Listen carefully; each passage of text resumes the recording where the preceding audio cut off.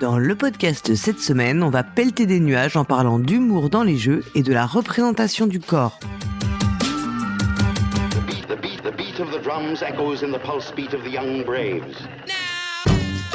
Salut les joueuses, salut les joueurs, je suis Paul Gara. On se retrouve pour une nouvelle émission de Pelleter des nuages. Wouhou! En compagnie de...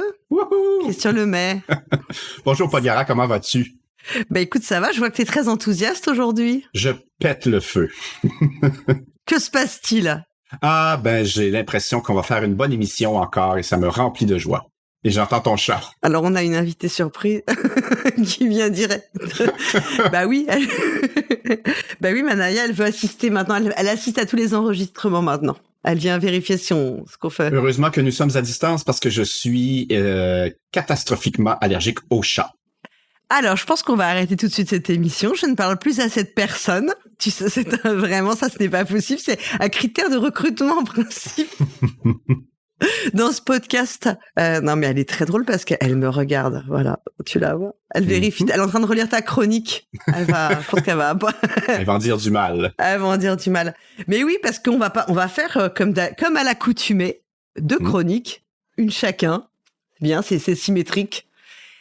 Et tu nous rappelles, en fait, en quoi consistent ces chroniques? Qu'est-ce que c'est Pelleter des nuages? Pelleter des nuages, ce sont donc une chronique préparée par moi et une autre par toi, dans laquelle on se pose des questions un peu intello sur le jeu de société. Par exemple, moi, je me demande si une partie d'échecs peut être drôle. Et toi, tu t'interroges sur la représentation des corps dans le jeu de société, mais pas de la façon qu'on pourrait s'y attendre. Donc, voilà. Tu veux dire qu'on ménage des petits moments de surprise? Oui. Et d'ailleurs, on va, je pense, surprendre les gens en faisant ce qu'on n'avait pas annoncé. Oui. Comme si on avait lu l'art de la guerre, on a fait croire un truc et on le fait pas finalement, parce que... Mais oui, parce que la dernière fois, on avait dit que peut-être on ferait une chronique miroir. Et ben en fait, on le fera pas. Mais que finalement, on s'est dit que on aurait écrit un peu la même chose, à peu de choses près, donc... on la fera pas. Peut-être que l'un de nous la fera, mais fera ce que nous deux aurions fait. Et mon Dieu, que c'est clair, tout ce que je viens de prononcer. Ouais. Donc voilà, le fait est que il n'y avait pas assez d'éléments divergents pour qu'on puisse faire un miroir ou en tout cas une réponse, et que ça aurait un peu tourné en rond, je pense, sur deux chroniques pour une seule émission. Même si on aurait pu se reposer comme ça. Tu vois, j'aurais pu recopier ta chronique et refaire la même chronique, mais la seule différence, ça aurait été nos accents. Ha, ha, ha. Mais on a un peu un style différent aussi, quand même, je pense, totalement. dans notre approche dans nos chroniques. Alors, c'est une réflexion qu'on se faisait, c'est qu'on a un style différent déjà dans la construction de nos chroniques, et je pense dans la manière dont on les écrit. Je ne sais pas, en tout cas, moi, je le vois puisque je vois bien je sais comment je fais les miennes, je vois comment les tiennes sont écrites. Et dans le type de propos aussi. Ouais, peut-être aussi dans le type de propos, mais dans le type de propos, je sais pas si c'est aussi... Moi, ça me marque moins, à la limite, que dans la façon de construire les chroniques et de les écrire, en fait, le cheminement. Voilà. Donc, on va se taper sur les cuisses aujourd'hui avec vous, Monsieur Lemay. Oh là là là là, nous parlerons d'humour dans le jeu de société. Oui. Parce que c'est un peu le titre. Est-ce qu'une partie d'échecs peut être drôle, hein? Mais avant de me lancer, parce que là, j'y vais, je lance la première chronique, c'est ça? Non, vas-y, sauf si t'as autre chose à dire avant de plus d'important. J'ai un petit préambule, hein. Je remarque ceci, presque tous les jeux que je cite en exemple dans mes chroniques de Pelleter des nuages ont près de 20 ans, sinon plus. La raison? Outre le fait que je suis un vieux con, c'est parce qu'ils ont plus de chances d'être connus. Hein, vous ne le savez peut-être pas, mais dans les 15 dernières années, la culture commune a fondu comme neige au soleil, et je m'y connais en question de neige au soleil. Donc, peu importe le domaine, qu'on soit en littérature, au cinéma, en musique, etc., dans les jeux de société, évidemment. Des films que tout le monde a vus ou les chansons que tous savent réciter, comme sur l'album Si ce soir de Patrick Bruel, qui n'avait même plus besoin de chanter, en fait, si vous vous souvenez de ce grand album. C'est un album live. Ça avait connu un succès retentissant au Québec à l'époque, en 91. Donc, ce type de... pas ce type, mais ces chansons-là que tout le monde peut chanter par cœur, elles deviennent de plus en plus rares pour des raisons d'Internet, de multiplication des canaux de culture, essentiellement. Donc, ce n'est assurément pas pour dire que c'était mieux avant, la raison pour laquelle je cite ou je donne des exemples de vieux jeux, parce que je crois même que, de façon générale, les jeux sont plutôt mieux faits aujourd'hui qu'avant. Mieux fait ou meilleur? Ouais, meilleur. Je n'embarque pas dans ce débat-là. Non, madame, vous ne m'y prendrez pas. Parce que ça se discute, c'est pas la même chose. Non, mais là, ma tête n'est pas faite, puis pour l'improvisation, on repassera. Début de la chronique, donc. Ah, moi, je pensais d'abord que t'allais nous chanter du Patrick Bruel, du coup. Ah, je pouvais chanter du Patrick Bruel à l'époque. Waouh! Alors ça, je pense que ce sera un bonus de Noël. Si vous voulez péter vos écouteurs, c'est bon. C'est que j'ai coulé mon cours de solfège de façon retentissante il y a quelques années.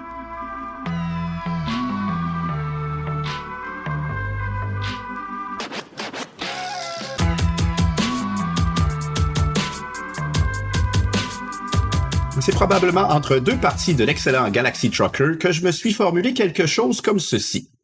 L'éditeur Chess Game Editions, donc CGE, publie des jeux d'ambiance pour amateurs de jeux de stratégie, pour gamers. Des jeux plutôt complexes, mais qui suscitent malgré tout le rire des joueurs, des joueuses autour de la table. C'est une combinaison assez surprenante. Et il serait temps de creuser cette intuition persistante. Quel est le propre de l'humour des jeux de société et comment peut-il se manifester dans des jeux de stratégie? Donc, je vais d'abord distinguer quelques types d'humour que je perçois dans le jeu de société. Première catégorie, les gags. Donc, et là, ça se divise encore en deux. Petit A, les gags explicites ou déjà écrits.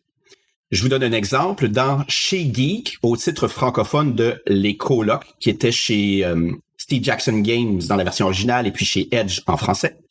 C'est ce jeu où vous devez accumuler des points de glande. La plupart des cartes comportent des farces inscrites sous les effets de la carte, un peu comme le texte en italique que l'on trouve parfois sur des cartes de Magic. Ma préférée de toutes ces farces demeure sans doute la carte de la caisse de bière.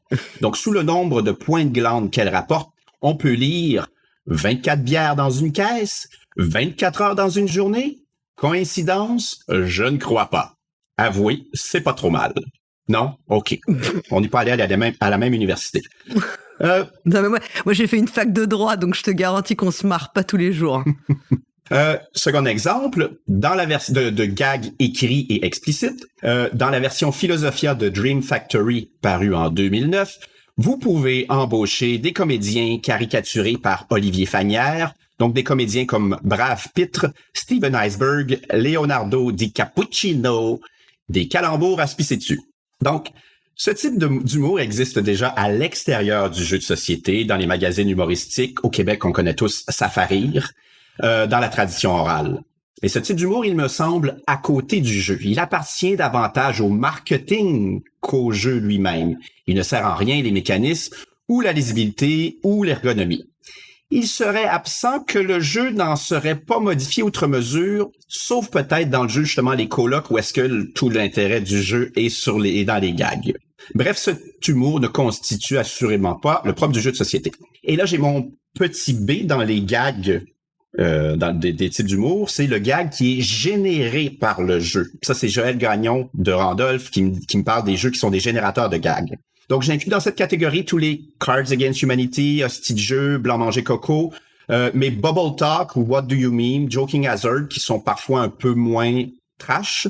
Donc, tous ces jeux où on nous fournit des centaines de propositions sur des cartes et dont l'assemblage fera parfois rigoler. L'humour vient ici de la surprise, un peu comme le principe du cadavre exquis, et parfois un peu du côté, on va dire, transgressif. Je sais que plusieurs ici ne trouvent pas cela drôle et que ce n'est pas de l'humour parce que souvent on reproduit des schèmes de domination ou des stéréotypes sexistes, racistes et homophobes.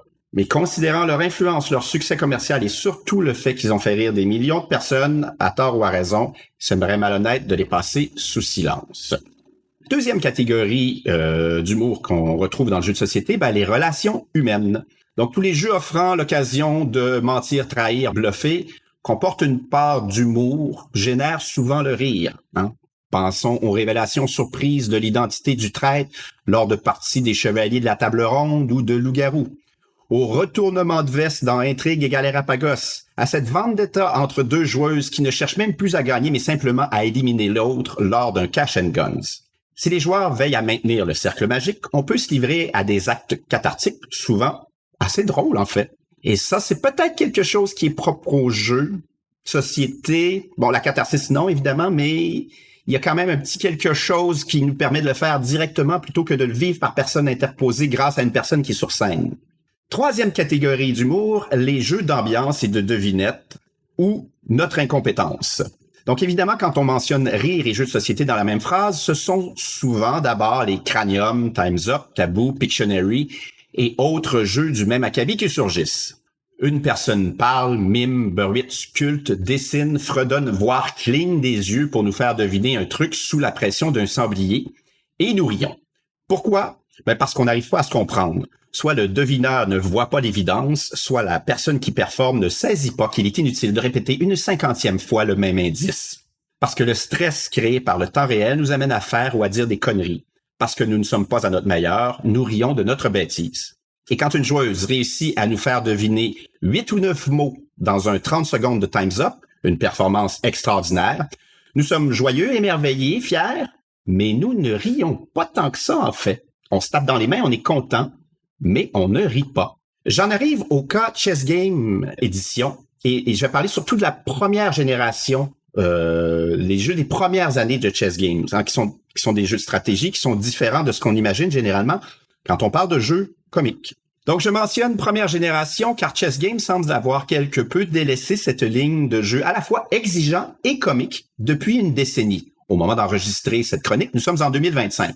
En dehors d'une nouvelle édition de Galaxy Trucker, la maison se concentre surtout sur la gamme Codenames, qui ne le ferait pas, et les jeux costauds, SETI, Ruines de Narak, Kutnaora et autres jeux costauds. Signe que ces jeux de stratégie humoristique étaient peut-être une catégorie trop nichée d'un point de vue commercial, c'est une question. Parce que depuis la sortie de Prodigal Club, Chess Game Edition n'a fait que des jeux qui tombaient explicitement et uniquement dans une des deux catégories, ambiance ou stratégie. D'ailleurs, tu m'as vendu l'idée de jouer à Prodigal Club. J'ai très envie d'en faire une partie. J'avais beaucoup aimé l'autre jeu avec lequel il est compatible, Last Will. The Last Will. Ouais. Donc, qu'est-ce que j'entends par jeu d'ambiance pour gamers? Analysons 3 jeux emblématiques, tous de l'auteur tchèque Vladas Vatil, Galaxy Trucker en 2007, Space Alert en 2008 et Dungeon Lords en 2009. Leur complexité les réserve à un public averti. Le livret d'instructions compte de nombreuses pages, la mise en place s'avère laborieuse, précise, il y a beaucoup de petites manipulations, on est là pour souvent une bonne heure. Bref, on ne les sort pas pour animer le party de Noël avec l'oncle Claude. Et malgré cela, si vous interrogez un vieux con comme moi sur ces jeux, on vous soulignera souvent en riant leur côté comique. Mais pourquoi donc? On trouve déjà de l'humour dans la prémisse. Dans Dungeon Lords, un jeu compétitif, vous incarnez un seigneur du mal construisant un souterrain afin de résister à une escouade composée de méchants héros, les paladins, guerrières, voleuses et magiciens. C'est le contre-pied du schéma narratif classique. L'humour se retrouve également dans les règles. Voici un extrait tiré de Space Alert.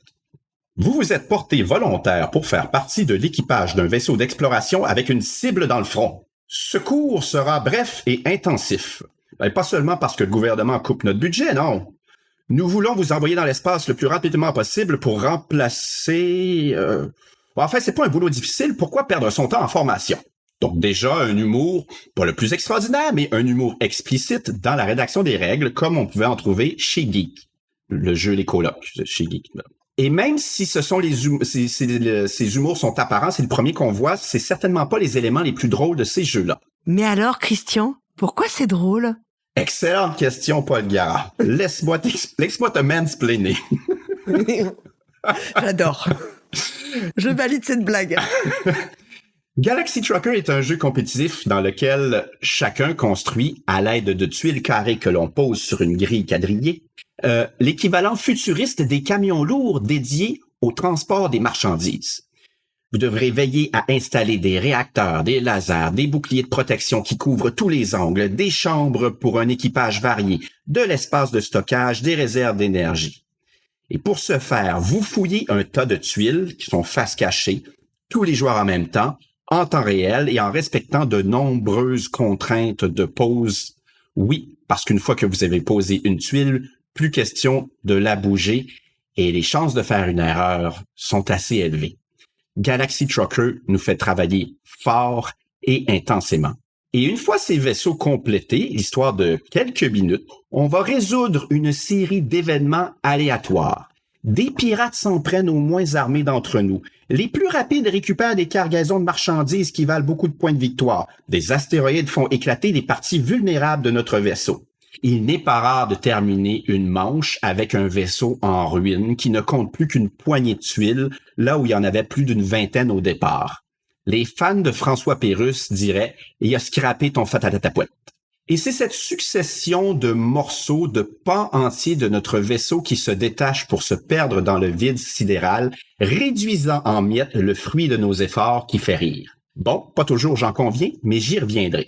Et c'est un peu la même chose dans Space Alert. Space Alert est un jeu qui, lui, est entièrement coopératif, dans lequel vous incarnez l'équipage d'un vaisseau spatial qui doit rester en un seul morceau. Une partie de Space Alert se découpe également en deux phases très similaires à celle de Galaxy Trucker. Construction et destruction. Dans la phase de construction, il y a une bande-son de 10 minutes qui était jouée à l'époque sur un disque compact. Oui. Et les plus jeunes d'entre vous ne savent pas ce que c'est. Donc, il y avait une bande-son de 10 minutes qui nous indique quelles menaces planent sur notre vaisseau. Un méga astéroïde, un chasseur ennemi, un alien qui s'est infiltré, un virus informatique, etc. Vous devez, chacune, en temps réel encore, programmer un maigre 12 actions. C'est pas grand-chose, là. 12 actions en 10 minutes pour neutraliser ces menaces. Et une fois la bande-son terminée, vous ne pouvez plus rien changer. On annule votre pouvoir de prendre des décisions. On fait simplement résoudre l'enchaînement de vos actions et celles des menaces. Charger le réacteur central, activer les boucliers, tirer, maîtriser les intrus avec des robots de combat, bouger la souris de l'ordinateur central pour éviter que le screensaver bousille votre programmation. Pas de blague, c'est vraiment dans le jeu. Évidemment, le tout se passe très rarement, pour ne pas dire jamais, comme vous l'aviez prévu. Et ce, malgré le fait qu'il n'existe aucun hasard post-décisionnel. Space Alert n'offre que du hasard pré-décisionnel, input randomness en anglais. Un hasard avant la prise de décision. Donc, vous ne pouvez jamais blâmer le hasard parce que vous aviez toute l'information en main au moment de programmer vos actions. Quelqu'un a vidé la réserve d'énergie avant que vous ne tiriez. Une autre personne se trouve dans l'ascenseur alors que vous deviez monter d'un étage, ce qui vous retarde d'un tour pour bouger la foutue souris, ce qui met en fonction le screensaver et retarde l'activation des boucliers, ce qui permet à cet astéroïde de vous frapper de plein fouet et de scraper votre fatatatapouette. On rit de notre échec, comme on rit de notre incapacité à faire deviner patates frites ou missionnaire à notre tante à Noël. Le gag de Space Alert, c'est notre manque de coordination. Ça ne change presque rien au punch, au gag, que ce soit un astéroïde ou un chasseur qui pulvérise notre vaisseau. L'élément thématique est là juste pour nous permettre de comprendre les maths avec lesquelles nous jouons et pouvoir ensuite nous raconter, nous souvenir. Le gag, c'est notre cas de fouillage, notre incapacité à résoudre un problème de programmation plutôt simple. Comme lorsque je joue à Olé Guacamole avec ma mère, qui a enseigné le français durant une bonne vingtaine d'années, que je lui dis, il faut simplement, maman, que tu retrouves un mot qui ne contient pas la lettre C, et elle me répond avec la plus grande fierté, canard! Je vous dis pas, j'en ris encore 4 ans plus tard. Voilà. Les jeux de société exercent notre sens de l'autodérision. Enfin, le troisième et dernier jeu de cette liste, Dungeon Lords, jazz encore sur cette même structure, construction-destruction. En tant que maître des ténèbres durant 4 saisons, vous creusez, installez des pièges et recrutez des monstres afin de repousser l'envahisseur. Puis une fois cette phase complétée, comme dans Galaxy Trucker et Space Alert, votre espace de décision se voit réduit, presque annulé, lorsque l'enfer se déchaîne sur vous, lorsque tous ces foutus héros débarquent sur votre propriété et la saccagent sauvagement en plus de vous piller. Vous ne pouvez que constater si vous avez bien fait ou mal fait, et généralement, c'est vous avez mal fait. Mais alors, Christian, pourquoi donc ne rit-on pas en jouant à l'Année du Dragon, un jeu de Stéphane Feld paru à la même époque, 2007, qui a marqué les esprits parce que les événements qui ponctuent la fin de chaque manche détruisent souvent nos bâtiments et nous forcent à licencier nos personnages. Bref, scrap, note, je te laisse compléter, Fatal à la poulette, non, je sais pas. Fatal à la poulette. Merci beaucoup. Je vois que tu écoutes. C'est pas évident, excuse-moi. Fatal à la poulette. Fatal à ta poulette. Parce que je l'ai fait de tête, j'aurais pu relire le mot dans le conducteur, mais je n'ai pas triché. Mais je trouve que Fatal à la poulette, c'est plus mignon. Peut-être, oui, Fatal à la poulette, il y a un petit jeu de mots. Donc, c'est que les deux types de jeux, on va dire Stéphane Feld d'un côté et Spatil de l'autre, se distinguent dans la différence de rythme entre les phases de construction et de destruction. Lors de la phase de construction de Space Alert, Galaxy Trucker et Dungeon Lords, nous avons un très grand contrôle. Et ensuite, dans la résolution, nous devenons spectateurs sans pouvoir intervenir, et ce jusqu'à la fin de la phase de destruction. Nous n'y pouvons rien, nous assistons à une pièce de théâtre, une comédie, peut-être un film des frères Coen, un plan quelque peu foireux et une mauvaise exécution. Et comme la responsabilité du navire n'est plus entre nos mains, nous pouvons rire de son naufrage. Au contraire, cette distinction fondamentale, radicale entre construction et destruction n'existe pas dans l'année du dragon. On nous donne un contrôle plus partiel lors de la construction, parce que nous sommes soumis aux autres joueuses, mais surtout on exécute plusieurs petits allers-retours entre construction et destruction. Imaginez que vous construisez un immense château de cartes et qu'après 1 heure de travail et plusieurs étages de hauteur, vous voyez venir une tortue qui s'approche lentement mais inexorablement de votre réalisation. Vous savez que tout va s'écrouler, mais vous ne pouvez rien y faire et vous n'aurez surtout pas à le reconstruire. Ça, c'est Vlaada Chvátil. Imaginez maintenant que vous assemblez encore des cartes pour en faire un château, mais dès que vous atteignez le 1er ou le 2e étage, dès que ça commence à ressembler à quelque chose, on fait tout tomber. Et que le processus se répète plusieurs fois. Je reconstruis un petit peu, tu me détruis. Je reconstruis un peu, tu détruis. C'est plus frustrant que drôle, et ça, c'est Stéphane Feld. Et ça n'enlève pas de l'intérêt au jeu, parce que je pense que l'Année du Dragon demeure un excellent jeu. Conclusion. Le jeu de société fait rire, et pour cela, il emprunte certains codes classiques, comme les bons vieux gags. 24 bières dans une caisse, 24 heures dans une journée. La surprise, l'autodérision. Mais le jeu de société se distingue en recourant, vous me voyez venir si vous m'écoutez, aux mathématiques. Laissez-moi... Je pense que je vais te mettre une amende à chaque fois que tu vas me sortir cet argument à partir de maintenant. Et là, c'est ma nouvelle marotte. Ouais. Laissez-moi vous parler de Food Chain Magnet. Ben oui, encore lui. Un de mes jeux préférés de toute la Terre, de l'univers et peut-être plus même. Le but, faire le plus d'argent possible en dirigeant des restaurants. Imaginez-vous donc que j'ai perdu ma première partie de Food Chain Magnet, 5$ à 120. Oubliez les dollars, là, j'ai perdu à 120 points, à 5 points à 120. Et là, j'ai tout de suite eu envie de rejouer. Parce que ce jeu est drôle, entre autres qualités. Alors que perdre 39, ça c'était mon score, à 80, 90 et 100, oui, faire moins que la moitié de la personne en 3e place, ça commence à être loin, là. Comme il m'est déjà arrivé à Hamburgum, ça, c'est pas drôle. 5 à 120, oui, parce qu'on bascule dans l'absurde dans une forme de délire. L'humour spécifique aux jeux de société, comme l'histoire qu'un jeu raconte, se trouve peut-être dans ses mathématiques. Quand d'un seul jet de dés à Tumbling Dice, un jeu qui mélange pétanque, curling et lancer de dés, donc quand d'un seul jet de dés, vous expulsez du plateau 3 dés adverses et que vous logez un 6 sur la dernière marche, celle qui multiplie par 4 votre résultat, tout le monde rit. Nous rions d'une opération mathématique improbable. À la limite, la catégorie d'humour portant sur le mensonge et la trahison n'est-elle pas aussi mathématique? Je pensais que tu étais l'état A, mais tu étais l'état B. OK, j'avoue, je pousse peut-être un peu le bouchon. Maintenant, précisons ceci. De la même manière qu'aucun humoriste ne fait l'unanimité, ne fait rire toute la planète, Galaxy Trucker n'est pas toujours drôle. Ça prend le bon groupe. Par exemple, si un joueur performe trop bien, fait un sans faute et amène son vaisseau à bon port sans perdre une pièce, on rit plus. Plus pantoute. Pantoute au Québec, ça signifie du tout. De la même façon que l'excellent That's Not a Hat de Casper Lapp ne nous fera pas rire si nous avons tous une bonne mémoire et que personne ne se trompe à table. De plus, si une personne n'aime pas exposer ses faiblesses et n'arrive pas à faire preuve d'autodérision, nous ne pourrons pas en rire. Et je pense que c'est pas tout le monde qui pourrait effectivement rire de perdre un jeu 5 à 120. Mais voilà. Bon. Écoute, merci Christian, tu m'as bien fait rigoler. Alors, en fait, il y a pas mal de points qu'on peut reprendre pour ta conclusion, où tu dis que Galaxy Trucker, ça prend le bon groupe.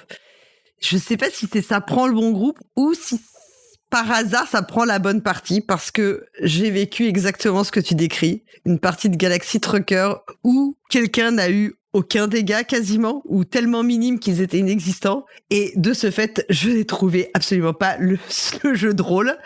Et je cherche toujours, parce que tu n'es pas la première personne à me dire que c'est un jeu hilarant, je cherche toujours le côté drôle du jeu, puisque je ne l'ai absolument pas expérimenté moi-même, puisque voilà, on a quelqu'un qui a fait un voyage sans encombre, et du coup il ne s'est rien passé, et simplement nous on a juste souffert pendant que quelqu'un prenait le large, voilà.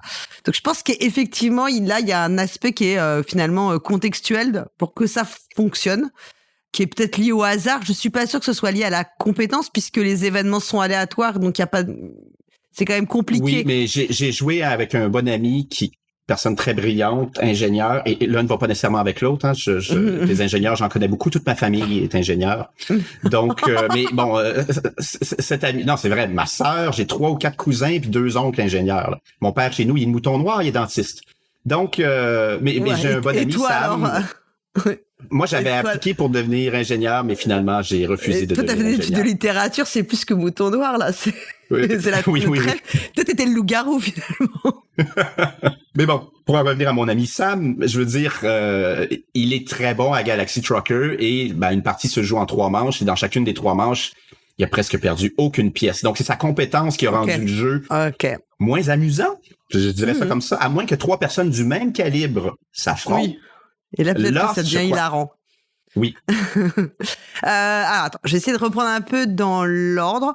Alors, ce que tu dis, et qui est, je pense, quelque chose aussi que je partage complètement, là, on va être d'accord, c'est que souvent, quand on parle d'humour dans les jeux, j'ai l'impression qu'il y a une forme de confusion sur ce qui est l'humour provoqué par le jeu lui-même et l'humour qui est recherché par tout ce qui est un peu de la cosmétique et qu'enrobe le jeu, en fait. C'est un peu l'exemple que tu donnes, et sur les gags, comme la fameuse blague, là, ta blague sur les caisses de bière, je comprends pas cette blague, mais bon, c'est pas grave.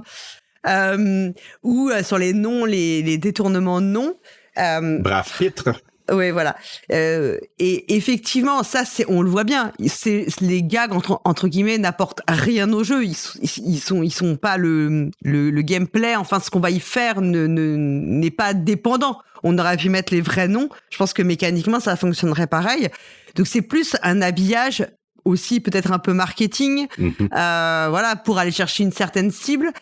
La difficulté que je vois souvent, outre le fait que savoir si c'est très qualitatif ou pas, parce que on sait que c'est quand même faire rire, c'est très difficile en fait, d'être vraiment drôle. Enfin, c'est pas, ça s'apprend. En fait, c'est pas, ça s'improvise. À part quelques exceptions, on est rarement drôle spontanément. Ça se travaille beaucoup, le fait de drôle. La difficulté de tous ces types de jeux, c'est que souvent ils vieillissent très mal. C'est un sujet dont on reparlera bientôt, je pense, le vieillissement. Ils vieillissent très mal parce qu'ils sont souvent très datés dans le temps. Et ça, je pense que c'est un problème qui est beaucoup plus large que sur le jeu de société. Et effectivement, comme tu l'as dit, c'est un problème, je pense, tu dis, c'est un humour qui ne constitue assurément pas le propre du jeu de société. Et de la même manière, le fait de savoir si ça va passer le temps, n'est pas un problème lié qu'au jeu de société, parce que, on le voit avec, quand on regarde des vieux numéros d'humour sur YouTube, ça nous fait pas autant rire souvent. Je sais pas si tu as fait cette expérience de regarder avec tes enfants des trucs qui nous ont fait rire quand on était ados. Oui. Alors, en fait, typiquement, je ne sais pas si au Canada vous avez connu les Inconnus dans les années 90. Non. Qui, moi, je me souviens quand j'étais au collège, c'était un truc. Enfin, c'était vraiment quand il y avait une émission qui sortait, tout le monde la regardait. Et là, on peut parler de références communes. Je te garantis que quand j'ai re-regardé les sketchs avec mes enfants, d'une part, moi-même, ça ne m'a pas fait rire, parce que c'était très lié à des émissions de télé qui n'existent plus, donc en fait, qu'on a aussi oublié, parce que c'était très raciste, très sexiste, c'était vraiment un humour des années 90, et mes enfants étaient consternés et très gênés, et nous ont demandé vraiment comment c'était possible que ça nous fasse autant marrer quand on était à peu près à leurs âges, quoi.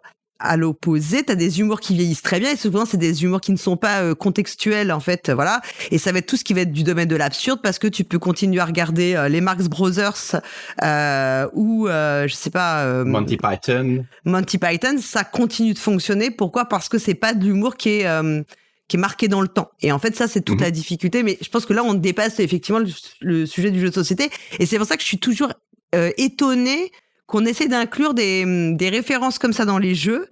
Parce que le risque, c'est vraiment que ton jeu soit daté, mais dans le mauvais sens du terme, en fait. C'est pas comme un bon vin qui s'améliore avec le temps. C'est que il est vite périmé, en fait. C'est vite périmé. Oui, mais tu sais que la destinée de 90% des jeux, et là, c'est une stat lancée au hasard, mais 90% des jeux ne passeront pas leur première année. Donc, oui, ok, mais peu importe. En fait, peu importe. C'est pas des jeux qu'on ira redécouvrir, quand bien même peut-être mécaniquement. Enfin, de fait, un peu comme les jeux de quiz, tu sais, avec ces questions qui sont, enfin, oui. Nous on rigole toujours quand on a la question. Qui était le ministre de l'Éducation en 1988 Voilà, c'est une idée. mais nous on a toujours enfin, si tu reprends, t'as toujours des questions sur la géographie de la Yougoslavie. Enfin, c'est toujours, on en rigole toujours parce qu'on se dit si à l'époque on avait su, tu vois. Bon, voilà. Donc ça, il y a cette partie. Après, sur tous les jeux où tu dis que ce sont le jeu qui génère les gags, donc les Cards Against Humanity, like Blanc Manger Coco et tout. Là, je vais faire ma bien pensante. Tout le problème de ces jeux, effectivement, tu dis, ça fait quand même rire des millions de personnes, même si on peut douter du fait que de cet humour. Le problème, il est que c'est aussi un choix éditorial de faire un jeu qui, globalement, quelqu'un avait fait la stat sur les cartes, mais qui pousse à faire systématiquement de l'humour oppressif. Et donc l'humour oppressif, c'est un humour qui consiste, parce qu'on pourrait toujours se dire, quand on fait de l'humour et comme de ce type-là, on se moque toujours de quelqu'un, certes, mais c'est pas la même chose de se moquer d'une catégorie qui est déjà discriminée dans la réalité que de se moquer des riches et des puissants. Et en fait, il est là tout le problème, c'est que si on fait la stat, j'ai plus la stat en tête, mais c'était vraiment écrasant. Les cartes ne sont orientées que pour faire de l'humour oppressif, c'est-à-dire raciste, sexiste, homophobe, validiste, etc., etc. Donc, c'est vraiment le problème et c'est vraiment gênant qu'on n'arrive pas à sortir de cela. Alors après, parce que faire de l'humour contre les personnes qui ne sont pas discriminées, déjà, c'est que souvent, c'est elles qui prennent la décision qui ont plus de chances de prendre des décisions d'éditer les jeux. Tout à fait. Et qu'en plus, y a toujours, on a l'impression que c'est du coup plus politique et les gens ne veulent pas ça. Or, faire de l'humour oppressif, c'est politique au même titre. C'est contribuer à véhiculer des représentations qui sont réactionnaires, discriminantes, etc. La production d'une idéologie. Voilà. Exactement. Et en plus, et après, sur la question de l'humour transgressif qui est souvent donné comme argument, je me souviens avoir lu un article concernant ce Secret Hitler qui explique que justement, tu ne peux pas te targuer de faire quelque chose de transgressif si tu utilises des ressorts qui sont exactement ceux qui accentuent la discrimination. Il y a rien de transgressif là-dedans puisque c'est exactement ce que fait majoritairement la société dans laquelle on vit, d'être discriminante. Donc, d'utiliser ces ressorts-là pour vouloir te faire passer, ce qui serait subversif, ce serait d'avoir le discours inverse, justement, et peut-être de se moquer plutôt des milliardaires, des hommes puissants, des hommes blancs, hétéro-cisgenres, etc., que là, ce serait plus subversif, en réalité.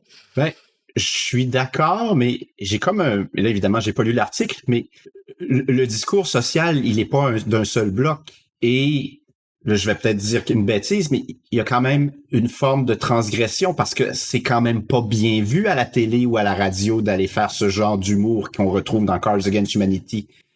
Donc, ça, c'est ta perception des choses. Je pense que si tu demandes aux personnes qui sont concernées, pour elles te diront que cet humour, il est permanent. Il y en a plein d'exemples en réalité.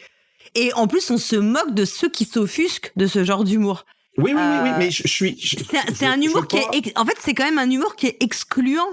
Donc, il y a quand même matière à se questionner de savoir comment on peut penser que c'est bien. Enfin, c'est pas bien. Mais c'est ça, je veux pas prendre sa défense à cet humour-là, mais c'est pas vrai qu'il y a un seul discours qu'on entend, un seul discours officiel.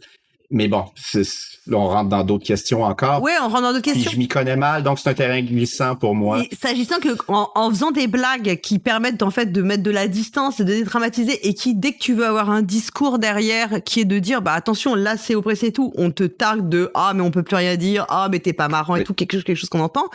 En réalité, tu véhicules. Oui, mais non, mais je ferai pas ça. Voilà, non, mais bien sûr, mais on véhicule des représentations qui sont excluantes, pardon.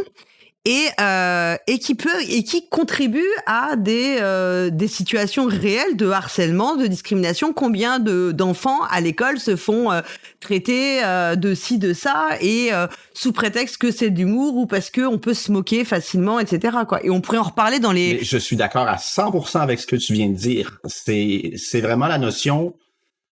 Et encore une fois, j'ai pas lu cet article, mais de dire qu'il y a rien de transgressif à faire une blague qui est entièrement déplacée, qu'on ne dirait pas au bureau, qu'on ne dirait pas dans un entretien d'embauche, qu'on ne dirait pas à la radio, qu'on ne dirait pas à la télé.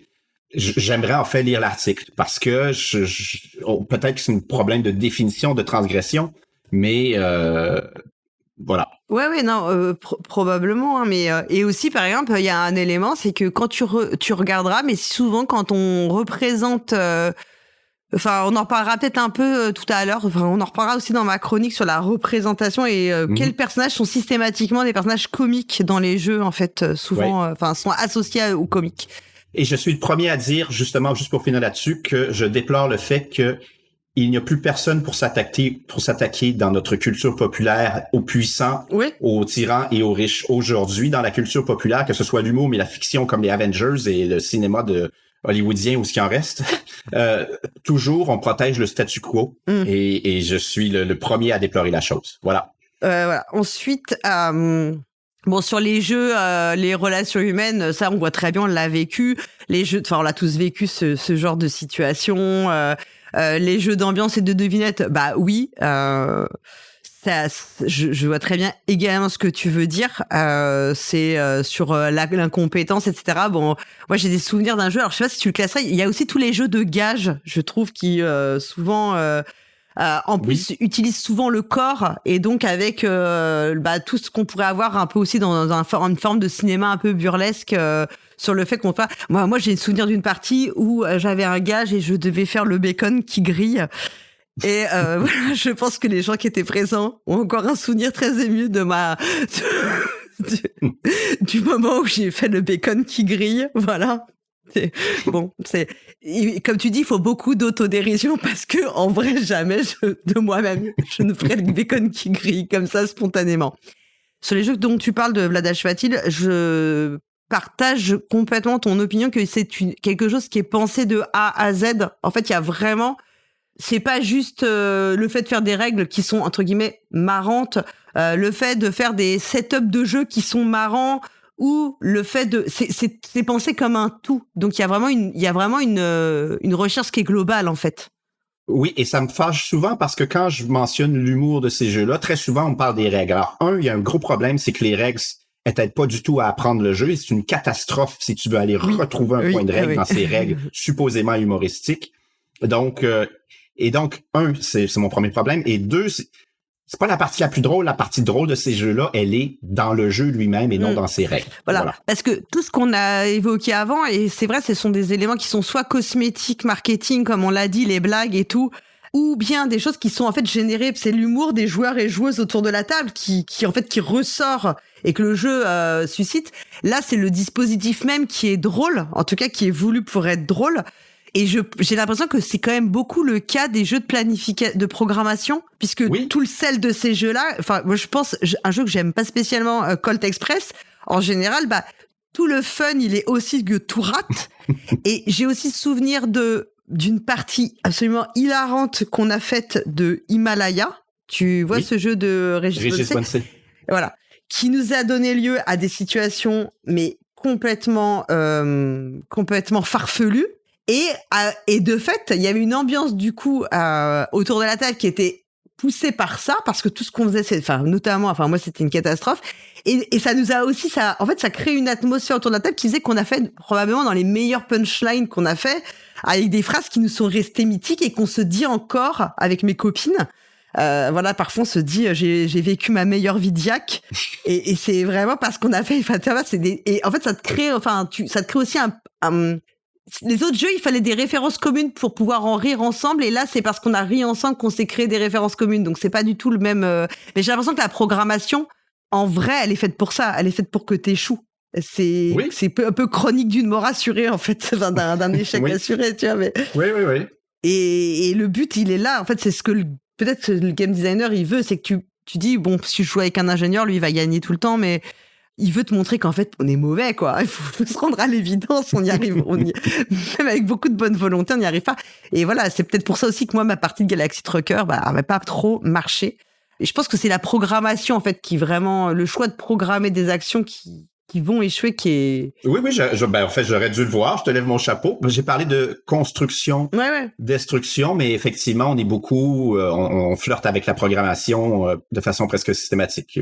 Ouais. Mais là, en plus, dans les jeux de Chatil dont tu parles, il y a tout est fait autour de ça, parce qu'il y a vraiment l'écriture des règles, mais il y a le thème même, en fait, le thème de Dungeon Lords, il est complètement, voilà, parce que comme tu le dis, ça inverse le schéma habituel.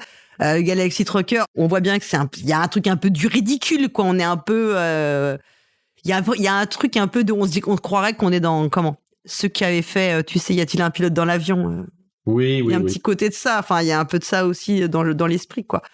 Donc voilà, mais oui, tu m'as bien. J'ai beaucoup ri dans cette chronique pour plein de raisons qui étaient extérieures à la chronique et aussi liées à la chronique elle-même. Si je peux faire rire, tant mieux. Alors, voilà. Et moi, je signalais un jeu. Je sais pas comment tu le classerais. Un jeu auquel j'ai joué, qui est un jeu à communication limitée qui s'appelle Faux Raccord. Où on doit mettre des séquences de films dans un bon ordre, en fait. Et à la fin, tu révèles ton film et forcément, ton film, souvent, tu peux t'être planté et c'est encore plus drôle. Et en plus, tu peux scanner tes cartes et aller voir ta bande-annonce. Et alors, en plus, c'est un côté film de série Z, tu vois. Et moi, c'est un des plus gros fous rires que j'ai eu, en découvrant notre film final qu'on avait fait. Je sais pas, c'est pas la mécanique même du jeu, mais je sais pas trop, donc comment tu le classerais, toi, dans ta, comment dire, dans ta typologie là d'humour, mais et c'était fait sans que ce soit lourd, sans que ce soit racoleur, sans que ce soit oppressif, c'était juste drôle, quoi. Je serais bien embêté. J'ai l'impression que le rire doit venir un peu par l'autodérision, justement, un peu par la surprise. Donc il y a une part de générateur de gags, parce que justement dans la catégorie où est-ce qu'il y avait Cards Against Humanity, il n'y a pas que des jeux on va dire trash. Il y a aussi des What Do You Mean qui sont pas qui se veulent pas méchants, des Bubble Talk qu'on avait vu chez Cocktail Games.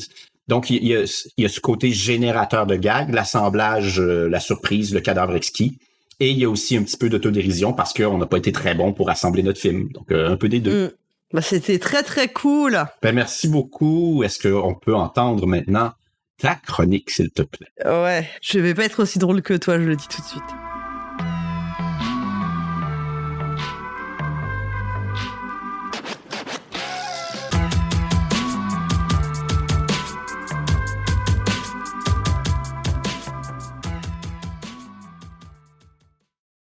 Je me permets un petit peu de mauvais esprit, une fois n'est pas coutume.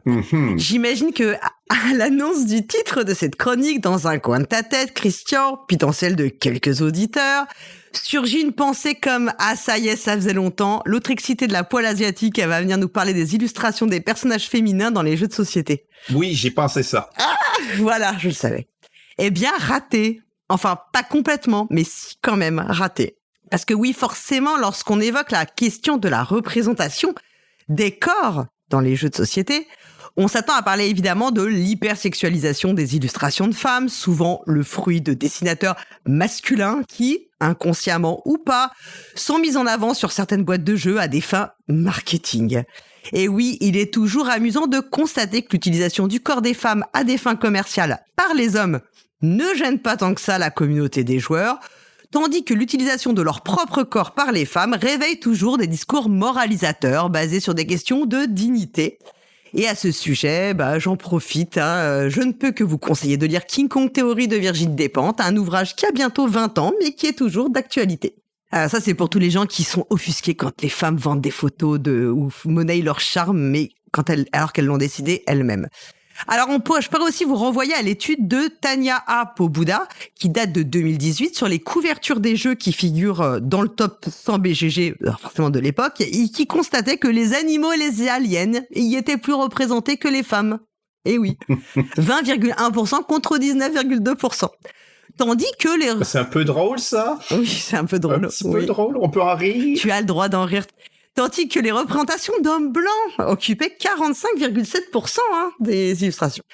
Alors, on pourrait de même évoquer la représentation des personnes racisées, qui flattent elles aussi l'imaginaire blanc en véhiculant souvent une vision exotique de ces personnes. Et je renvoie pour cela à un excellent thread qui a été publié sur Blue Sky par Nikos. Je leur remercie. Voilà, donc vous irez comprendre un peu, enfin ça donne beaucoup de pistes et d'explications sur ces représentations. On peut encore parler des représentations des personnes corpulentes qui, sont souvent utilisées de façon comique. Les personnes âgées qui sont plutôt présentées comme souvent des vieux sages ou les personnes handicapées qui, elles, sont globalement absentes de nos boîtes de jeux. Alors, toutes ces représentations, elles véhiculent une vision du monde qui est restrictive parce qu'elles ne favorisent pas l'inclusivité de notre loisir à l'égard des personnes concernées.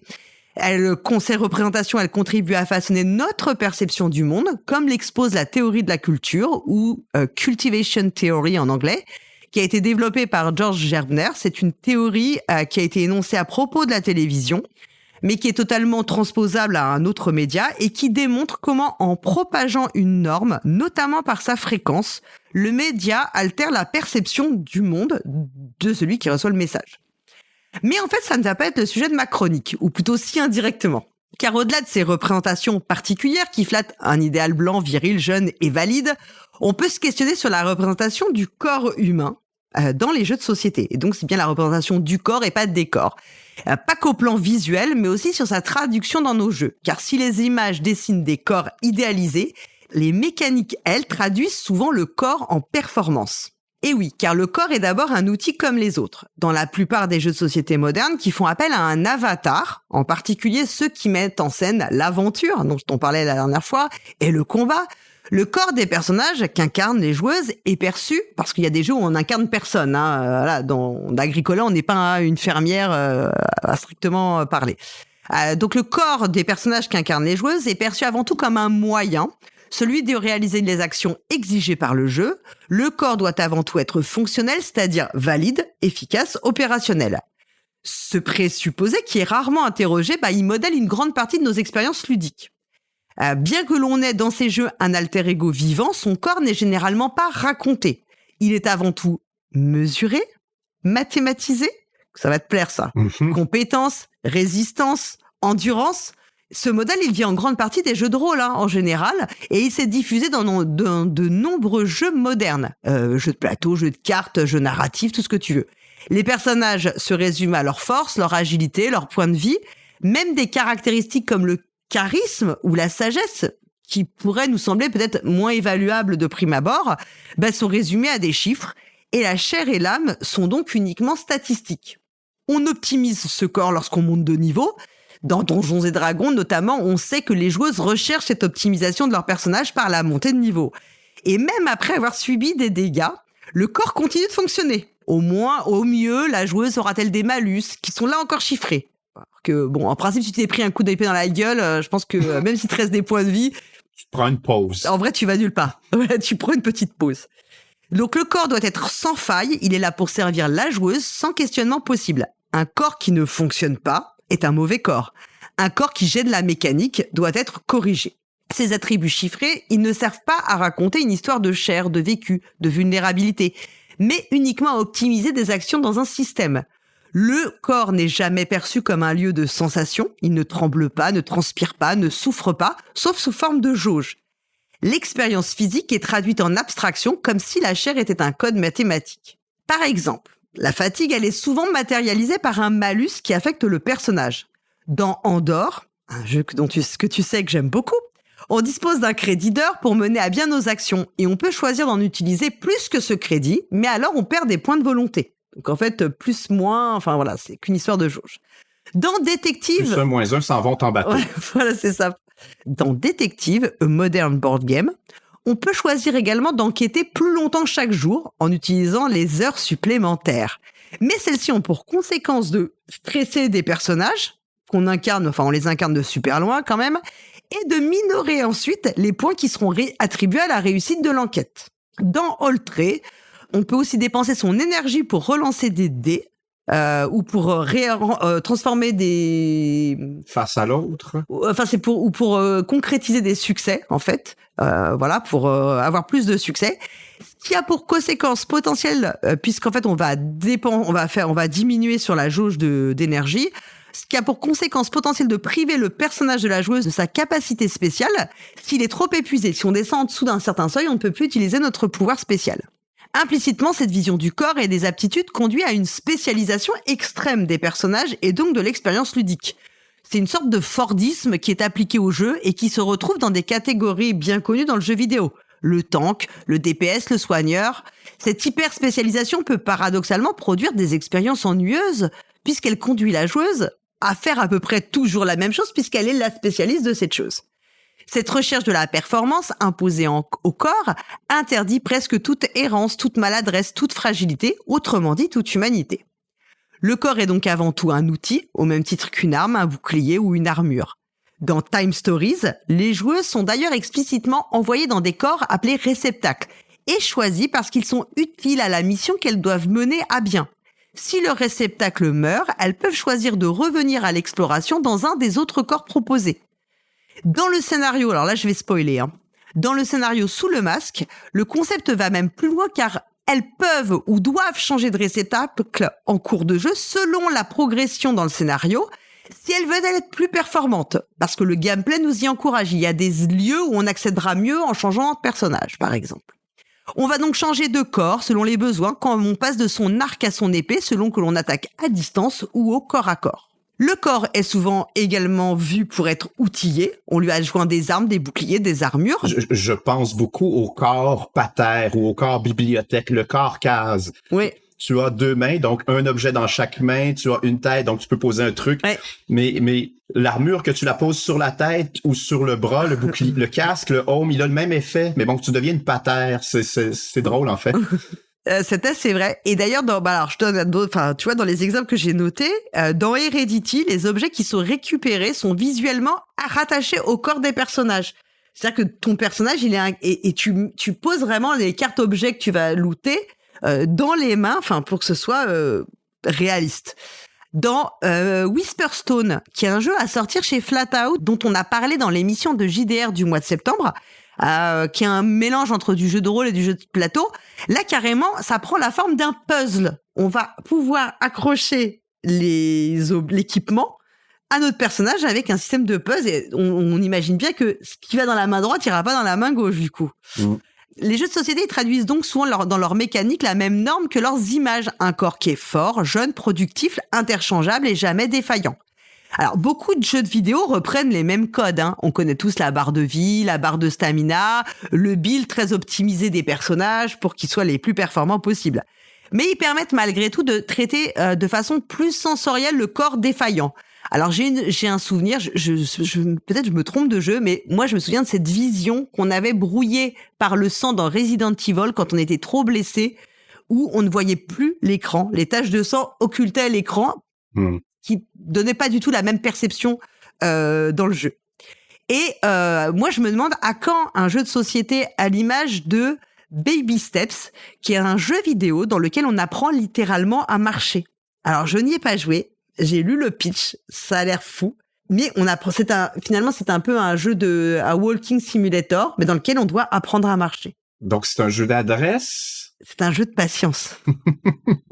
Voilà. Donc, je suis très curieuse, en tout cas, du concept. Et oui, donc, on voit bien que dans le jeu de société, on parle de tous les corps, mais sauf le vrai, le nôtre, le corps humain. Oui, je le redis, mais donc les jeux de société modernes, ils valorisent des corps performants, autonomes, réparables. Le handicap, la maladie, la fatigue, la douleur sont soit absents, soit punitifs, soit instrumentalisés comme défis à surmonter.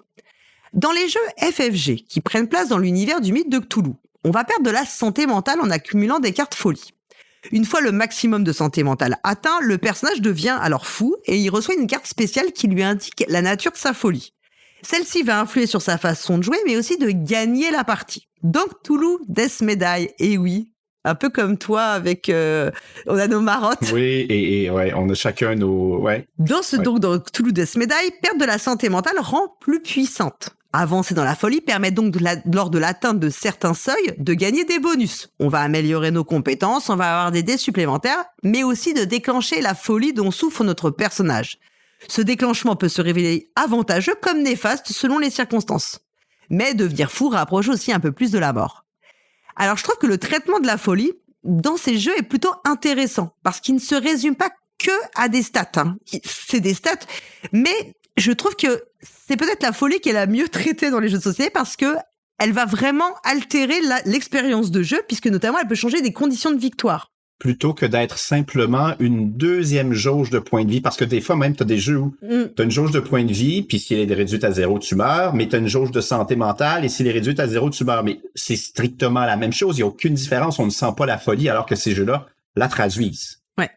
Toujours dans le domaine des peut-être de ce qui va toucher moins le corps stricto sensu, mais aussi l'âme.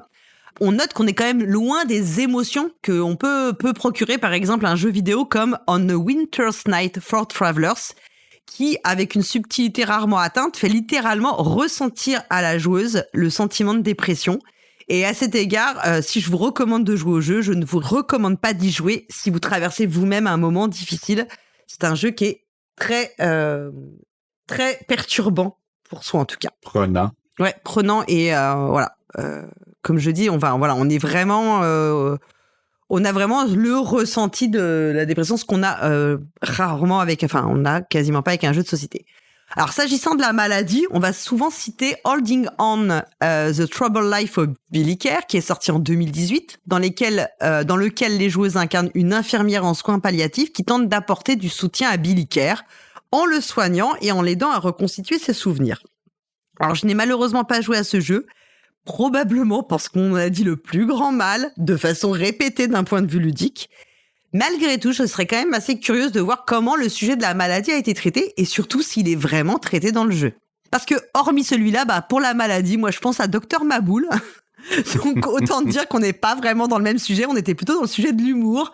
Parce que moi, je me rappelle du nom des parties, des trucs qu'on enlevait et c'était très très drôle. Voilà, ça me faisait beaucoup rire quand j'avais 8 ans. Ce jeu s'appelle Opération chez nous au Québec. Ah, déjà, c'est Dr Maboul. C'est déjà moins drôle. Oui, mais c'est parce que c'est un mot qui est bilingue, parce que les boîtes doivent être bilingues. Ah! Et faut chier ces Anglais. Tu mets un accent discret et t'as un titre bilingue, un seul. Ok. Donc voilà, donc les jeux portent une vision du monde qui est profondément uniforme et validiste. Dans les visuels comme dans les mécaniques, les corps non conformes à cet idéal de performance sont absents ou caricaturaux. Alors pourtant, il est possible de faire autrement. On va prendre un exemple, peut-être le seul exemple, avec le jeu Zombie Teens Evolution, un jeu de Annie Klobeck qui a été édité en 2020 par Scorpion Masqué. Est-ce que tu connais ce jeu, Christian? Tu y as joué? Ça me dit quelque chose. Je me souviens avoir joué au prototype. Je sais pas si j'ai joué à la version publiée, mais j'ai joué beaucoup au prototype. C'est une suite de Zombie Kids Evolution, et dans lequel les joueuses peuvent incarner 4 personnages au choix, dont un est un enfant à mobilité réduite. Il est expressément représenté en fauteuil roulant sur la couverture du jeu. Néanmoins, dans le jeu, ce personnage n'est pas défini par son handicap. Le fauteuil n'est ni un obstacle ni un gimmick. Il est présent, mais de façon normalisée. Le personnage a une posture dynamique, un air combatif et participe pleinement à l'aventure au même titre que les autres personnages. Par ailleurs, dans ce jeu, les personnages n'ont pas de données chiffrées de leurs aptitudes. On ne tombe donc pas dans une logique de statistique où le handicap devrait être compensé, ce qui permet une vraie égalité de traitement ludique. Par conséquent, la représentation inclusive, elle est possible dans un contexte fun et commercial. Elle est sans incidence sur les qualités ludiques du jeu et elle n'est pas un frein à l'engagement des joueuses. Elle contribue juste ici à donner, dans le cas de Zombie Teens, une autre représentation des personnalités à mobilité réduite, ce qui en fait un levier éducatif positif qu'on accepte ou non qu'un jeu puisse avoir une telle portée. Et puis, ce n'est pas fait avec paternalisme. En dehors du jeu purement commercial, on trouve d'autres initiatives en ce sens, comme celle de The Unstoppables, qui est un jeu téléchargeable éducatif suisse qui met en scène des enfants en situation de handicap qui s'entraident pour surmonter des obstacles. C'est un jeu qui vise expressément à sensibiliser les enfants de 9 à 12 ans à la diversité et à l'inclusion. Mais voilà, il s'agit d'un jeu qui est pensé pour être éducatif et ce n'est pas exactement la même logique qu'un jeu d'édition.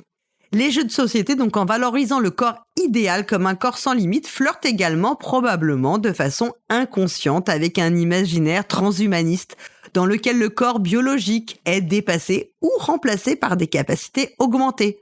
Dans nombre de jeux de science-fiction ou de dungeon crawler, les corps sont augmentés, réparés, remplacés. On installe un bras robotique, on implante une puce neuronale, on change de corps comme on change d'armure. Le handicap dans ces récits n'est pas intégré comme expérience, mais éradiqué par la technologie. Dans Anachronie, par exemple, les joueuses elles vont disposer d'ouvriers spécialisés auxquels elles devront ajouter des exosquelettes destinés à les protéger et à renforcer les capacités de ces ouvriers. Dans Android Netrunner, on retrouve également cette idée de corps hybride augmenté, réparable. Finalement, si les corps représentés dans les jeux sont globalement si lisses, si performants, c'est peut-être pour mieux faire oublier celles qui y jouent. Bah oui, parce que le jeu de société, c'est un espace qui est éminemment corporel. On va s'y pencher, on s'y tend, on chuchote, on rit, on y triche, on touche. Les corps autour de la table, ils respirent, ils s'affrontent, ils coopèrent, ils s'accordent ou ils s'agacent. C'est un paradoxe fascinant dans un médium aussi physique que le jeu analogique, c'est-à-dire des jeux qui reposent sur des interactions physiques et sociales directes par opposition aux jeux numériques. Le corps fictionnel est abstrait tandis que le corps réel, lui, fait exister le jeu. Puisque c'est bien, physiquement, on fait bien exister le jeu. Chaque lancer de dés, chaque carte piochée, chaque geste d'une main tremblante ou assurée est déjà une forme de représentation.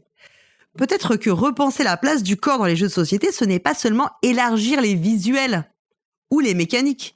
C'est aussi reconnaître que même invisibles, nos propres corps écrivent quelque chose à chaque partie et qu'ils méritent eux aussi d'être regardés tels qu'ils sont. Boom, mic drop. Ben merci beaucoup. C'est un sujet extrêmement intéressant. Je vais te confier quelque chose. J'étais jaloux de cette idée que tu as eue de traiter de la représentation des corps de cette façon-là. Parce que dès que tu m'en as parlé, et que tu m'as expliqué ton idée au-delà de parler de l'aspect visuel, je trouvais que j'ai tout de suite eu cette image du corps patère, là, donc que j'ai mentionné, là, qui est un art de Noël sur lequel on va faire tenir un maximum d'équipement pour le rendre plus performant. Ouais, il y aurait manière d'en parler encore pendant des heures et des heures. Oui. C'est vraiment fascinant. Oui. Oui, pour moi, je n'ai que effleuré le sujet vraiment parce que je pense qu'en plus il y a vraiment il y a d'autres questions qui surgissaient au fur et à mesure que j'écrivais et qui faisait que j'avais même du mal à synthétiser en fait pour pas partir dans 50 directions. Ouais. Et cette conclusion sur la contradiction de l'aspect physique qu'on mentionne toujours quand on joue à un jeu de société et cette abstraction du corps cette fois-ci, c'est très intéressant aussi. Je sais pas quoi en dire, mais ça m'éveille le cerveau. Pour tout te dire, c'est aussi cette conclusion. J'avais le sujet depuis on avait déjà parlé du sujet il y a longtemps, entre guillemets. Mais la conclusion, elle m'est venue aussi parce que dans quelques semaines par rapport à la diffusion de cet épisode, il y aura l'interview de Clémence Franz que j'ai pu faire à Essen. Et Clémence Franz, il a donné on évoque un peu ce sujet-là.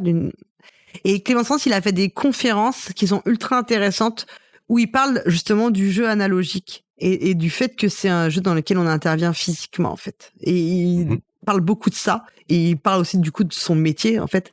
Et j'ai trouvé que c'était passionnant. Et en pensant à ça, c'est aussi parce que j'ai écouté ces conférences que j'ai trouvé c'était paradoxal par rapport à la fonction dont on pense le corps dans le jeu, quoi. Enfin, le corps du personnage, pas le corps de la joueuse, finalement. Écoute, je repars rapidement des éléments dans l'ordre de ta chronique. Juste sur l'idée d'être d'accord au début, je me souviens quand je jouais à League of Legends quelque part vers, je sais plus, 2010, 2011, 2012, j'avais fait des petites stats, puis sur 110 personnages, il y en avait seulement 20 qui étaient féminins, donc déjà il y avait un léger déséquilibre. Et puis les hommes, ils pouvaient être grands, petits, gros, minces, jeunes, vieux, musclés, rachitiques, bref, tout était possible. Alors que les femmes, à une exception près, elles auraient tous pu figurer sur la première page du magazine Playboy. Elles avaient tous entre 22 et 24 ans et désirables sexuellement. Donc, le problème, ce n'est pas l'existence d'une représentation comme ceci, mais c'était que c'est la seule représentation qui existe. C'est ça qui est un peu dommage, que les gens ont de la difficulté à comprendre des fois. Donc, mais comme on l'a dit, c'est pas l'image, l'aspect visuel qui est le sujet le plus intéressant de ta chronique.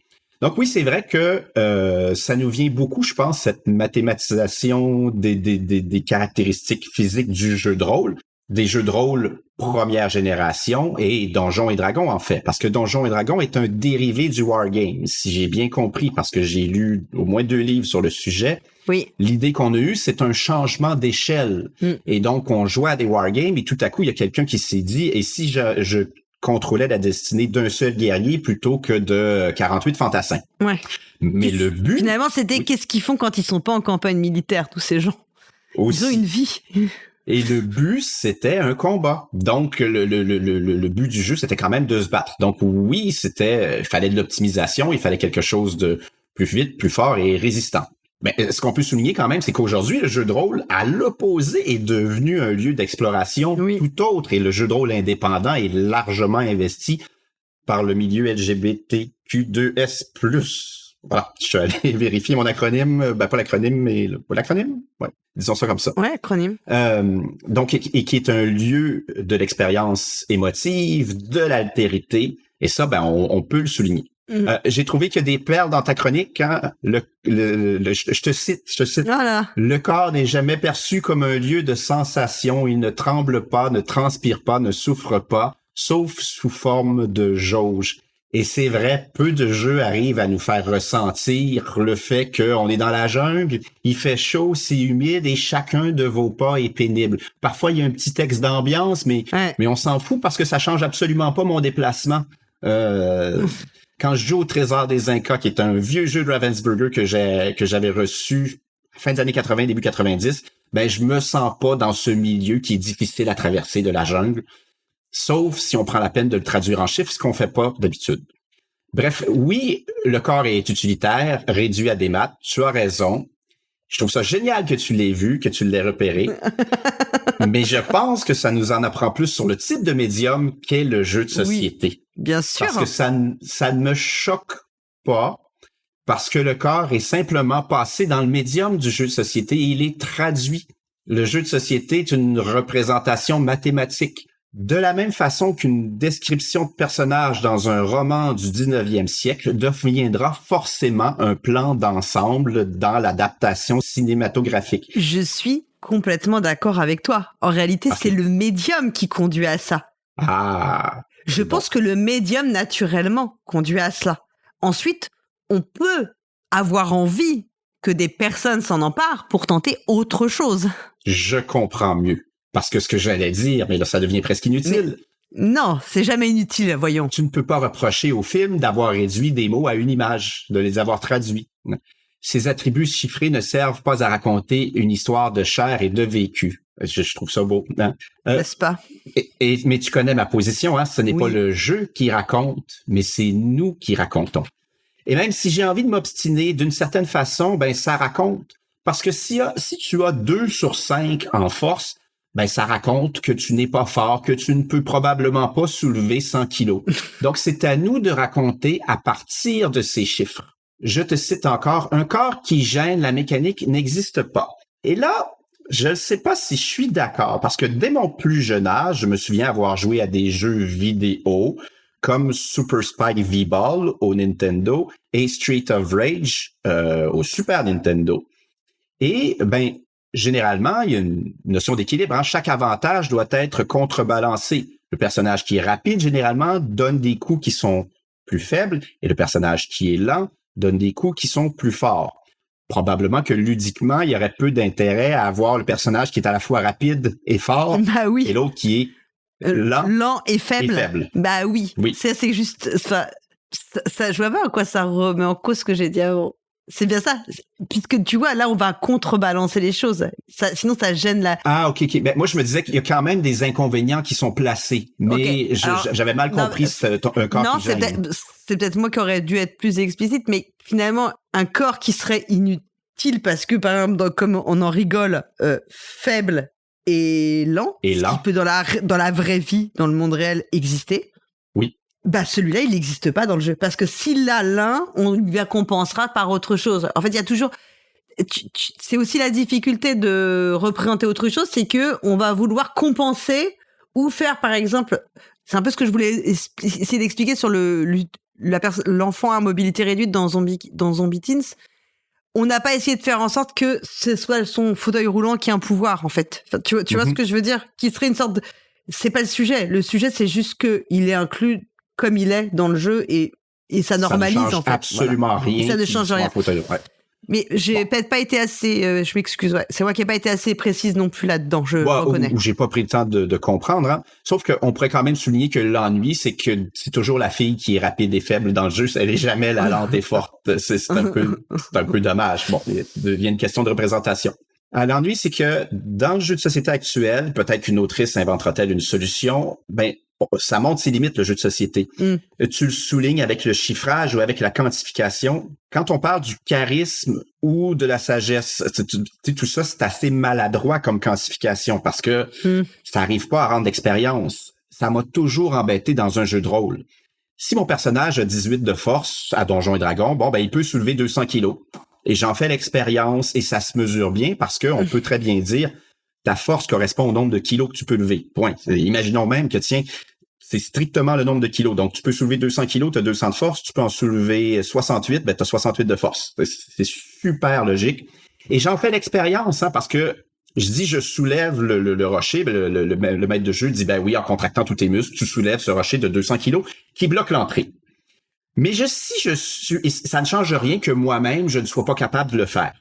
Par contre, si je suis une personne moi-même, sans entre-gens, mais que j'ai un personnage qui a 18 en charisme, je trouverai pas moi-même les mots ou les paroles appropriées pour la situation de roleplay qui m'est imposée.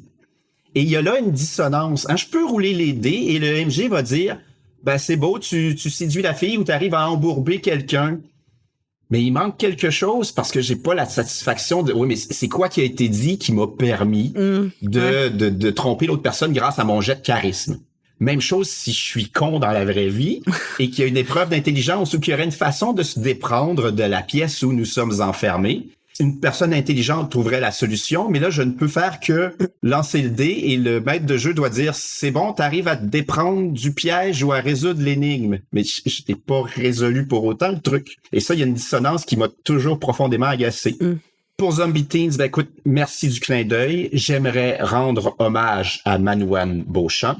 Donc, Manouane est un ancien coéquipier d'Ultimate Frisbee. Et lors d'une soirée de jeux de société dans un café, il m'a parlé de son fils qui est en fauteuil roulant, qui jouait à Zombie Kids Evolution et qui avait beaucoup aimé le jeu, mais qui avait fait la remarque à son papa, Manouane, qu'il n'y avait jamais dans le jeu de société de personnage comme lui en fauteuil roulant.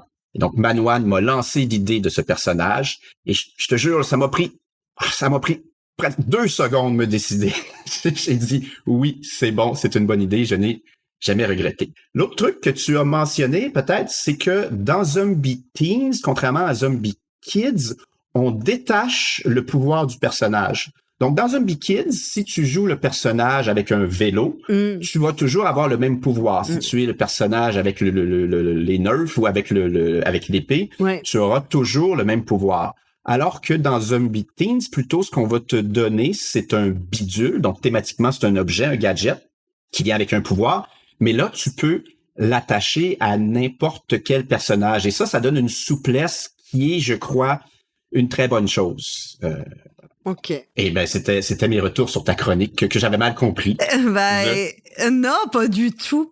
Non, mais oui, après c'est drôle, enfin drôle dans le sens étonnant ou bizarre, je ne sais pas quel est le bon sens, mais que en fait effectivement ce soit toi qui sois là au moment où quand on parle de ça et puis que voilà, que toi tu lis le background du jeu et que tu puisses le expliquer aussi, mais c'est vrai que c'est vraiment quelque chose sur lequel j'ai vraiment réfléchi. Je ne vois pas d'autres jeux qui aient eu, et surtout qui aient une représentation normalisée, parce que c'est pas juste le fait de mettre un personnage comme ci ou comme ça c'est pas ça en fait, c'est pas suffisant en soi en fait, c'est comment tu l'intègres en fait dans le jeu, c'est pas juste, on parle de l'étude dans laquelle on comptait les personnages sur les couvertures des boîtes. Ça, c'est pour montrer l'aberration, enfin là où on en est rendu, et c'est volontairement un peu caricatural. Ah, parce qu'après il y a ça montre le délire, là, c'est fou là. Voilà. Mais il y a le traitement qui est aussi important. Et voilà. Et encore une fois, le sujet, tu l'as dit, c'est comme tu disais dans le League of Legends, le problème, c'est pas qu'il y ait des femmes hypersexualisées qui soient représentées. Le problème, c'est que c'est principalement ça, en fait. Et je lisais un truc. Elles sont toutes belles. Et je lisais un truc qui disait que pour l'IA, les femmes de plus de 40 ans n'existent pas, en fait. Quand tu lui demandes des représentations de femmes, naturellement, il va te faire de toute façon des femmes de moins d'un... Alors que je pense que à moins que tu lui donnes la précision, il te le fera jamais. À moins que tu lui donnes la précision, par défaut, voilà. Donc, c'est le sujet, il est plus là. Après, il y a vraiment un sujet que je trouve super intéressant, c'est le transhumanisme. Bon, j'ai vraiment pas de connaissances particulières. Enfin, je me suis peu documentée. Mais j'y repense parce que c'était Antoine Tissot, quand je l'avais interviewé, qui avait dit qu'il avait fait un prototype d'un jeu comme ça, qui parlait de ça. Je me souviens, oui. Et du coup, je me dis qu'il faut que j'en reparle avec lui parce qu'en fait, j'avais joué à un jeu vidéo qui s'appelle Deus Ex. Je sais pas si tu connais, où t'as justement un personnage. De nom seulement. De nom. Et en fait, justement, alors moi, j'ai arrêté parce que c'était beaucoup d'infiltration et c'est vraiment pas fait pour moi. Je suis pas assez patiente. Et il y avait toute cette partie sur le transhumanisme, en fait, sur l'humain augmenté que je trouvais réellement passionnant, d'autant plus que c'est un véritable sujet aujourd'hui de discussion. Enfin, t'as des personnes qui ont des délires quand même sur le fait qu'on puisse à un moment être des humains augmentés pour de vrai. Pareil que, ce qui nous paraissait, je pense qu'il y a encore quelques années, un peu de la SF. Ouais, de la SF, voilà.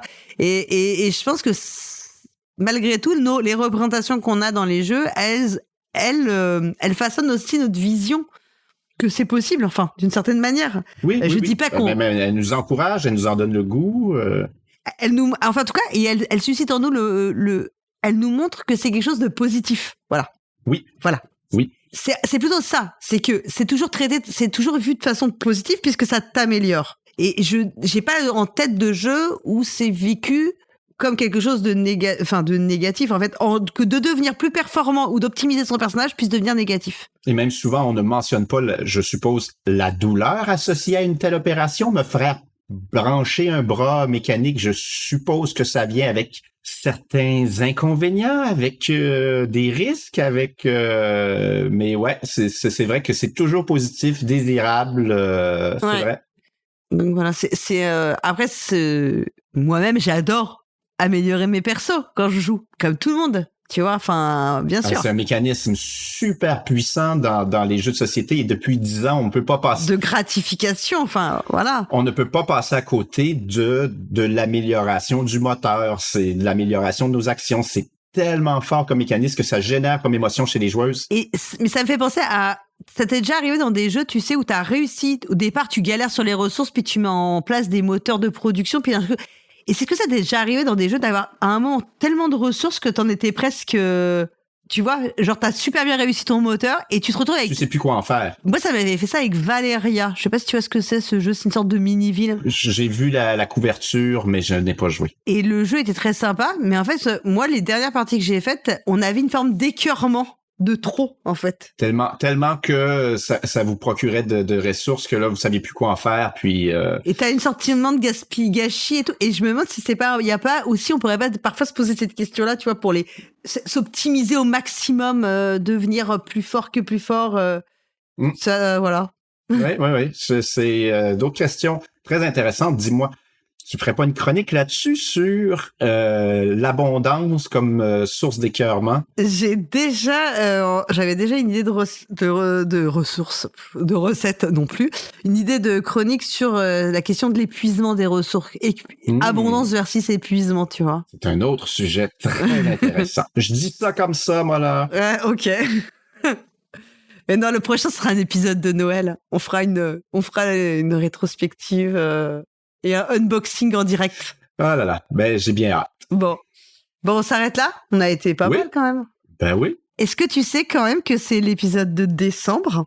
Et donc, ça fait 1 an. C'est l'anniversaire de Pelleté des nuages, en vrai. Oh, mais joyeux anniversaire ou, comme on dirait ici, bonne fête avec la diphtongue. Voilà, donc c'est marrant. Franchement, on a réussi déjà 1 an. Pas mal. Oui. Ben, moi, je trouve que la qualité est là, voire peut-être même qu'on s'améliore. Donc, peut-être. Mais je prends beaucoup de plaisir. Merci beaucoup, encore une fois, de me laisser cette occasion. Merci à tous les auditeurs et à toutes les auditrices de nous suivre et de nous permettre nos délires. Ouais. Donc, on se retrouvera, du coup, en 2026. Bonne fin d'année à tout le monde. Bonne fin d'année. Merci à toutes et à tous. Salut! Ciao!